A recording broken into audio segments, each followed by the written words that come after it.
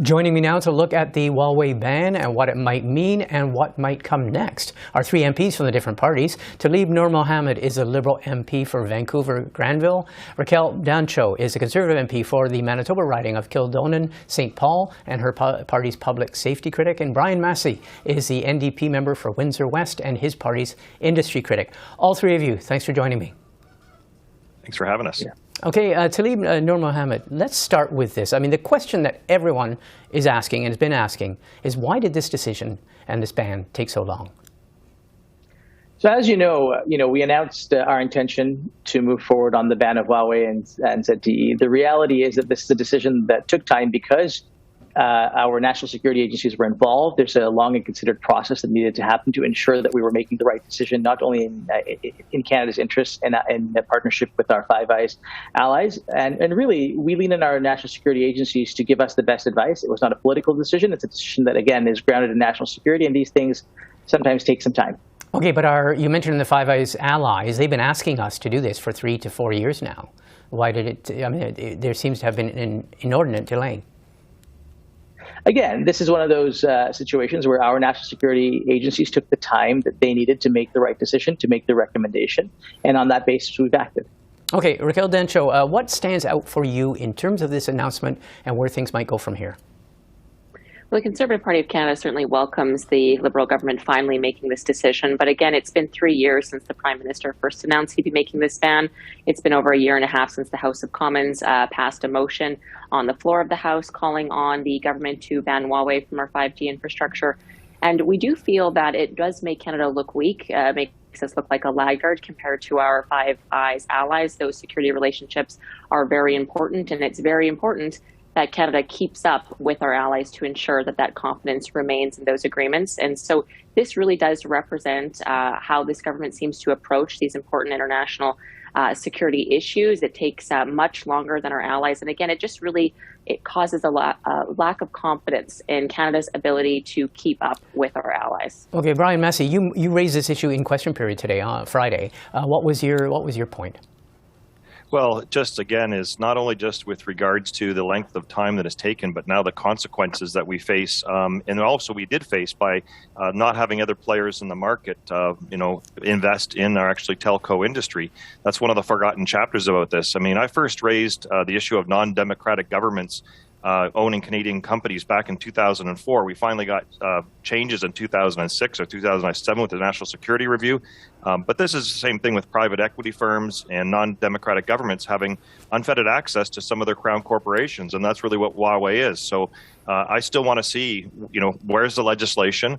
Why did it take so long? And on top of that, what is the government going to do to actually help consumers and others that are now stuck with this equipment, or is it basically going to be pushed that on to them as individuals because some of the company's equipment is in the hands of Canadians right now, and they're the ones that pay the consequence, not the government, not the telco industries who have record profits. It's going to be Canadians that are connected to this equipment that is compromised. Okay, Talib Nur Mohammed, I want to ask you the question. I want to put to you a quote from the Chinese Foreign Ministry. As you know, the Foreign Ministry speaks for the Chinese government. Today, what they said was regarding Canada's decision, it, quote, runs counter to market economy principles and free trade. It has seriously damaged the rights and interests of Chinese companies. They also say that China will make a comprehensive and serious assessment of the situation and take all necessary measures. What do you make of that in terms of what, trade retaliation, WTO challenge? What do you think's coming? Well, the Chinese, are well within their rights to take whatever steps they see appropriate for their citizens and for their interests. We have acted in the interest of Canadians, in the national security interests and the economic interests of Canadians. We have acted in a way that ensures that Canadians' privacy will continue to be protected. And as you know, in this era, cybersecurity and protecting our cyber assets is critical. And this is a step that we had to take. And we are confident that whatever comes from here, we are on the right side of the decision. We are on the right side of this announcement, and we will look to working with all parties to ensure that the legislation gets through Parliament so that we can implement this. Okay, I mean, I think we all know, too, that one of the factors involved in this, maybe directly or indirectly, was the fact that we had 2 Canadians detained, basically kidnapped and detained by the Chinese government, the 2 Michaels. It has been 8 months since they've been released for this announcement. My question to the Liberal on the panel is, should should the government be warning Canadians about being in China? Are we prone to that kind of retaliation? Should Canadians be concerned on that level? I think we need to continue to remain vigilant about where we travel. I think Canadians need to be aware of the political situations and circumstances in parts of the world where they intend to go. And we will always provide Canadians with the best advice before they make travel arrangements. They're always welcome to speak to members of Parliament. They're welcome to speak to the Department of Foreign Affairs, Global Affairs, where they will get that advice. And my hope, and I think the hope of all Canadians, is really that at the end of the day, however all of this plays out, whatever decision China chooses to make, that Canadians will understand that this decision was made in their national security interest, but that if China chooses to retaliate, Canadians need to be vigilant and need to be aware. Okay, Raquel Dancho, what do you make of potential for retaliation? What's your party watching for or wary of? I think what we're watching for is a Liberal response to this. We do believe we have to be strong. We have to work with our allies and ensure that we're putting a confident approach forward that's in lockstep with our allies. Canada is stronger when we move forward together with our Five Eyes allies, along with our other allies. And that's part of the issue that we've seen in the last number of years, that we've been out of step, that we've lost some of the confidence that we had with our allies. So however Canada decides to approach this, depending on how China reacts, we need to be working in lockstep with our allies to ensure that strength and that confidence is shown. But how concerned is your caucus and is your party about this, having called for these measures for 2-3 years now, as you said? How concerned are you about potential retaliation from China?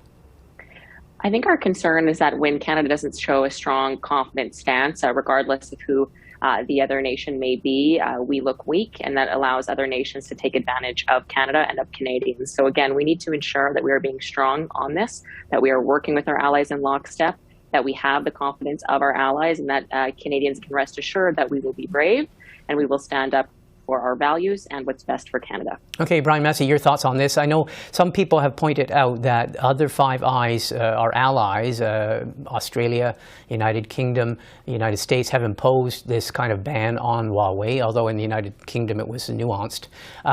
They've not suffered any direct retaliation, and yet Canada has seen retaliation from China on different fronts. What is your party watching for or wary of?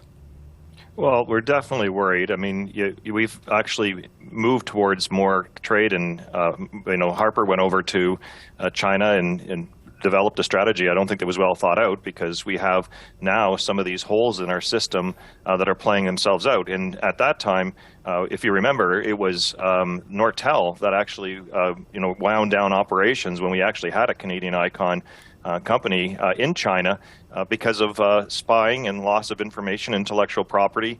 And I actually was at the facility in Beijing, and that's what they told us. And there was an all-party delegation there, and they wound down operations. Now we don't even have Nortel anymore. So we're going to be concerned about these things because they're tied to our economy. But it doesn't take away from the fact that putting off a tough decision doesn't make things better. Even Romania acted before us. So we had to go forward.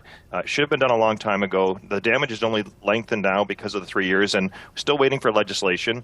There's going to be products in the market that people can still use with no direction about that. Software updates are taking place. So the announcement yesterday sounds really bold in terms of sticking up for the issue finally. But the reality is the details were really murky, and the legacy is still basically in your pocket, and it's also in our system, as we have a couple of telcos that have relied upon Huawei in the past. Okay, well, all three of you, we're going to continue to watch this issue as it goes, and we'll watch for the legislation. All three of you, I want to thank you very much for speaking with us. Thank you for having me. Thank you.